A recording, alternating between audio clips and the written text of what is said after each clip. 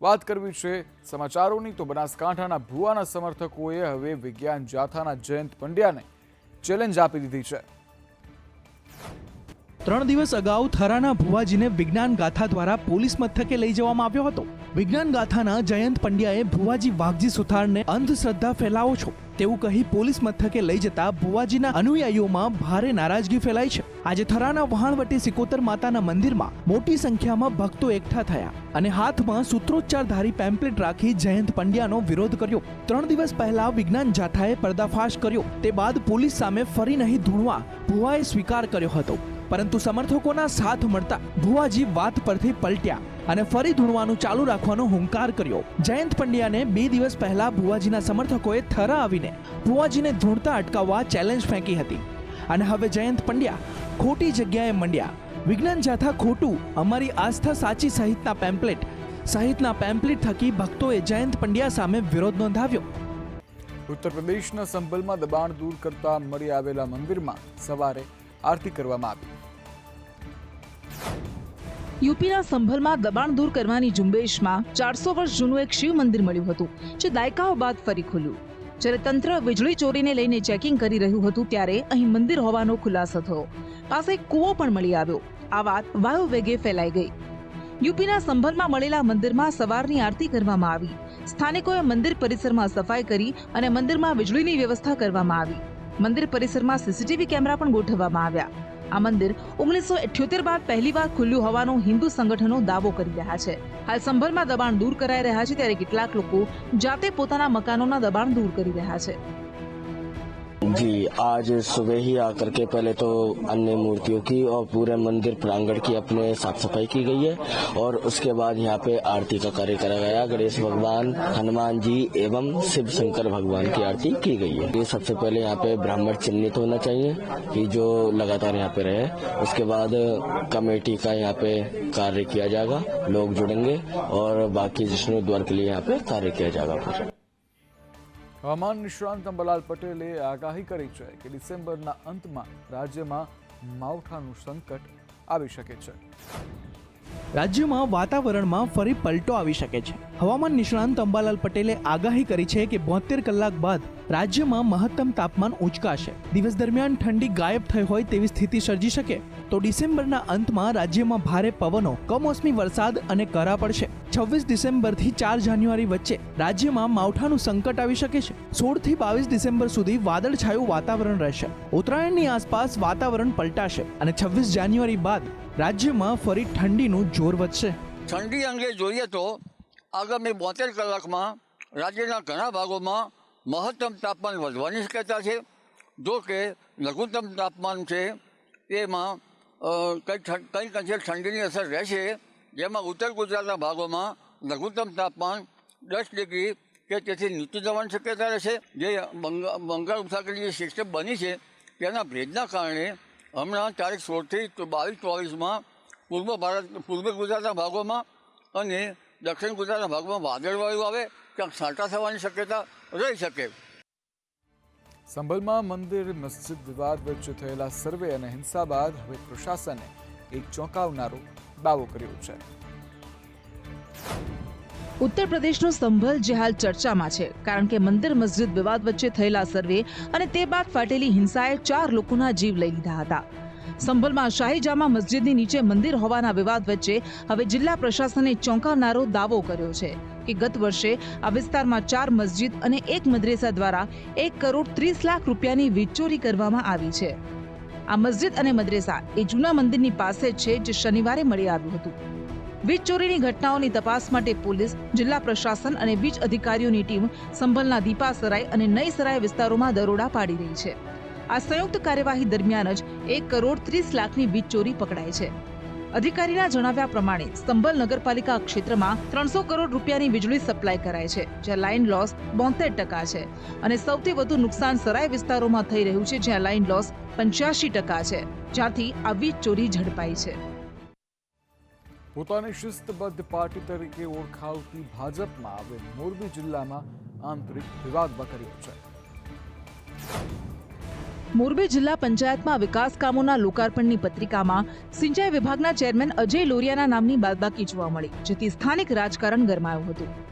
મોરબી જિલ્લા પંચાયત દ્વારા ત્રાજપર, માળિયા વનાળિયા, જવાહરનગર અને ભડિયાદ ગામના વિકાસના વિવિધ કામોના ખાતમુહૂર્ત અને લોકાર્પણનો શનિવારે સમારોહ યોજાયો, જેની આમંત્રણ પત્રિકામાં ચેરમેન અજય લોરિયાના નામની બાદબાકી કરાઈ હતી, જેના કારણે સ્થાનિક રાજકારણ ગરમાયું. ગઈકાલે જિલ્લા પંચાયત સદસ્યોએ ધારાસભ્ય કાંતિ અમૃતિયા પર કિન્નાખોરીના કરેલા આક્ષેપ બાદ જિલ્લા પંચાયતના જ ઉપપ્રમુખ હીરાભાઈ ટમારિયાએ સ્પષ્ટતા કરી કે જે તે વિભાગના ચેરમેન સિવાય કોઈના નામ નથી હોતા. પોતાનું નામ આમંત્રણ પત્રિકામાં નહીં હોવાથી સિંચાઈ વિભાગના ચેરમેન અજય લોરિયાએ જિલ્લા પંચાયતમાં જૂથવાદ હોવાથી એમએલએ કાંતિ અમૃતિયા સામે તેનું નામ જાણી જોઈને બાદ કરાયું હોવાના આક્ષેપ લગાવ્યા હતા. ભાજપ સંચાલિત જિલ્લા પંચાયતમાં જૂથવાદ ઘણા સમયથી ચાલી રહ્યો છે અને જૂથવાદ મામલે પ્રદેશમાં અને સ્થાનિક આગેવાનોને રજૂઆત કરવામાં આવી હોવાનું પણ તેમણે ઉમેર્યું. પંજાબ હરિયાણાની શંભુ બોર્ડર પર ખેડૂતો દ્વારા આંદોલન વચ્ચે 20 દિવસથી આમરણાંત ઉપવાસ પર બેઠેલા ખેડૂત નેતાની તબિયત કથળી છે. એમએસપી સહિતની 13 માંગને લઈ પંજાબ હરિયાણાના ખેડૂત શંભુ અને ખનોરી બોર્ડર પર ફરી આંદોલન પર બેઠા છે. ખેડૂત નેતા જગજીત ડલ્લેવાર આ મરણાંત ઉપવાસ પર બેઠા છે. તેમની તબિયત કથળતા સુપ્રીમ કોર્ટે ડોક્ટરી મદદના આદેશ આપ્યા છે. તેમણે આ મરણાંત ઉપવાસ ખતમ કરવાનો ઇનકાર કરી દેતા કહ્યું કે સરકારની ખોટી નીતિઓને કારણે આપઘાત કરી રહેલા ખેડૂતોનું જીવન મારા જીવન કરતાં વધુ કિંમતી છે. ખેડૂતોએ દિલ્હી કૂચની ફરી એકવાર કોશિશ કરી, પરંતુ તે નિષ્ફળ ગઈ. જે બાદ ખેડૂત નેતા સરવણ પંધરે કહ્યું કે 16 ડિસેમ્બરે આખા દેશમાં ટ્રેક્ટર માર્ચ નીકાળવામાં આવશે. 18 ડિસેમ્બરે પંજાબમાં 12 થી 3 વાગ્યા સુધી રેલ રોકો અભિયાન ચલાવવામાં આવશે. 18 ડિસેમ્બર સુધી કોઈ જૂથ દિલ્હી કૂચ નહીં કરે. શનિવારે આંદોલનને લઈ પીએમ મોદી, ગૃહમંત્રી શાહ, કૃષિ મંત્રી શિવરાજસિંહ ચૌહાણે બેઠક કરી હતી. જે બાદ કેન્દ્ર સરકાર તરફથી કોઈ મોટી જાહેરાતની રાહ જોવાઈ રહી છે. તો આ આંદોલનમાં હજુ વધુ કેટલાક ખેડૂત સંગઠનો જોડાઈ શકે છે. હરિયાણાના ખેડૂતો પણ શંભુ ખનોરી બોર્ડર પર 10 મહિનાથી આંદોલન કરી રહેલા પંજાબના ખેડૂતો તરફ વળવા લાગ્યા છે.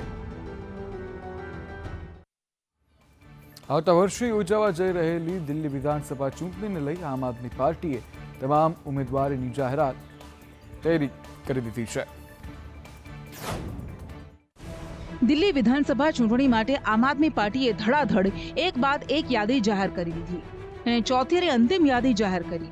પૂર્વ મુખ્યમંત્રી અને આપનો સૌથી મોટો ચહેરો અને નેશનલ કન્વીનર અરવિંદ કેજરીવાલ નવી દિલ્હીથી ચૂંટણી લડશે, જ્યારે વર્તમાન મુખ્યમંત્રી આતિશી કાલકાજીથી ચૂંટણી લડશે. સૌરભ ભારદ્વાજ ગ્રેટર કૈલાશ, સત્યેન્દ્ર જૈન શકુર બસ્તીથી ચૂંટણી લડશે. 21 નવેમ્બરે આમ આદમી પાર્ટીએ પહેલી યાદી જાહેર કરી અને આજે છેલ્લી યાદી. આમ 25 દિવસમાં કુલ 4 લિસ્ટમાં તમામ ઉમેદવારોના નામની જાહેરાત કરી દેવામાં આવી છે. આ વખતે 26 વર્તમાન ધારાસભ્યોને ટિકિટ કાપવામાં આવી, જ્યારે 4 ધારાસભ્યોની સીટ બદલવામાં આવી છે, જેમાં મનીષ સિસોદિયા પણ સામેલ છે, જેમને પડપડગંજની જગ્યાએ જંગપુરાથી ઉતારવામાં આવ્યા છે. 2020માં રાઘવ ચડ્ડા રાજેન્દ્રનગરથી ધારાસભ્ય બન્યા હતા, પણ 2022માં તેઓ રાજ્યસભા સાંસદ બનતા આ સીટ ખાલી પડી હતી. ગત વખતની ચૂંટણીમાં જોરદાર પ્રદર્શન કરનાર આમ આદમી પાર્ટી આ વખતે પણ વિધાનસભાની ચૂંટણી એકલા હાથે લડશે તેવી જાહેરાત કરીને કોંગ્રેસને આપે મોટો ઝટકો આપ્યો છે. કચ્છમાં ઝડપાયેલ નકલી ઈડી અધિકારીના આમ આદમી પાર્ટીના કનેક્શન પર હવે રાજનીતિ ગરમાઈ છે. કચ્છમાં નકલી ઈડી બની વેપારીઓને ધમકાવતો અબ્દુલ સત્તાર આપનો કાર્યકર્તા નીકળ્યો અને આપ નેતાઓ સાથેના તેના ફોટો હર્ષ સંઘવીએ ટ્વીટ કરતા હવે ભાજપ અને આપ વચ્ચે વાર પલટવાર શરૂ થઈ ગયા છે. અને હર્ષ સંઘવીના ટ્વીટ પછી તરત જ એસપીનું નિવેદન બદલાઈ જાય છે, ફરીથી અલગ એસપીની બાઇટ આવે છે. મને લાગે છે હર્ષ સંઘવીના ફોન પછી આવી હોવી જોઈએ અને એમાં એમ કે છે કે ભાઈ આ તો આમ આદમી પાર્ટીને ફંડ આપતો હતો આ ભાઈ, અને ગોપાલભાઈ ઇટાલિયા અને મનોજ સોરઠિયાની અમે સાથે એમણે મિટિંગ કરી હતી. એટલે મિટિંગ તો તમે તમારી પાસે એટલું બધું પુરાવા આવી ગયા રાતોરાત કે તમે એમના પૂછપરછ સુધીની વાતચીત કરવા માંડી. તમે માફમાં રહો, કારણ કે તમારો જે વ્યક્તિ પકડાયેલો છે, જે ગુનેગાર પકડાયેલો છે, પોતે કબૂલ કરે છે કે હું આમ આદમી પાર્ટીનો મહામંત્રી ચાલુ છું. ભલે તમે ખોટું રાજીનામું ઊભું કરો, કારણ કે રાજીનામું તો વ્યક્તિએ રાજી થઈને આપેલું હોય, અને રાજી થઈને જ્યારે રાજીનામું આપે ને ત્યારે પોતાના ફેસબુક પેજ ઉપરથી અને પોતાના સોશિયલ મીડિયા ઉપરથી પોતાનું સ્ટેટસ હટાવી લેતો હોય છે. આજે પણ એના ફેસબુક પેજ ઉપર અને સોશિયલ મીડિયામાં સ્ટેટસ ચાલુ છે. બેંગલુરુના એન્જિનિયર અતુલ સુભાષના આપઘાત કેસમાં હવે પોલીસે તેની પત્ની અને સાસરિયાની ધરપકડ કરી લીધી છે. 9 ડિસેમ્બરે બેંગલુરુના એઆઈ એન્જિનિયર અતુલ સુભાષના આપઘાતે આખા દેશમાં ચર્ચા જગાવી.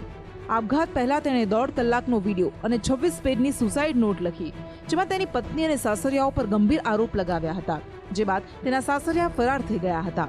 આ મામલે હવે બેંગલુરુ પોલીસે અતુલની પત્ની નિકિતા સિંઘાનિયાની ગુરુગ્રામથી અને નિકિતાની માતા નિશા સિંઘાનિયા અને ભાઈ અનુરાગની પ્રયાગરાજથી ધરપકડ કરી દીધી છે.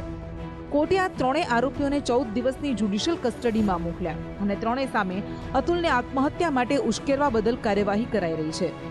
અતુલ સુભાષના આરોપમાં તેની પત્ની, માતા, ભાઈ અને કાકા એમ 4 લોકો સામે એફઆઈઆર નોંધવામાં આવી હતી.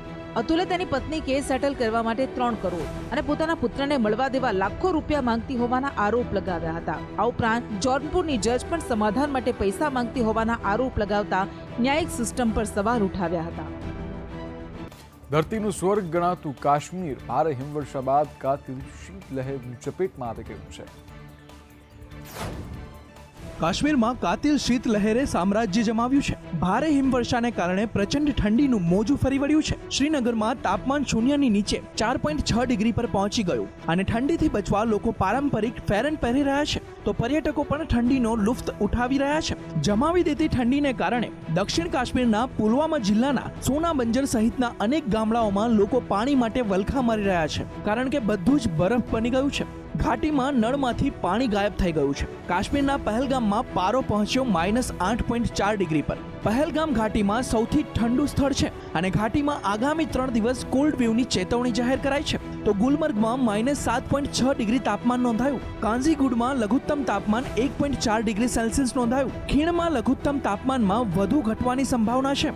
બરફથી ઢંકાયેલા પર્વત અને શાંત પાણીની સપાટી પર્યટકો અને સ્થાનિક લોકોને આકર્ષી રહી છે. આ ઠંડીની મોસમમાં ડલ લેકનું સૌંદર્ય વધુ નિખર્યું છે, જે સુંદર કાશ્મીર ઘાટીની સુંદરતામાં વધારો કરી રહ્યું છે.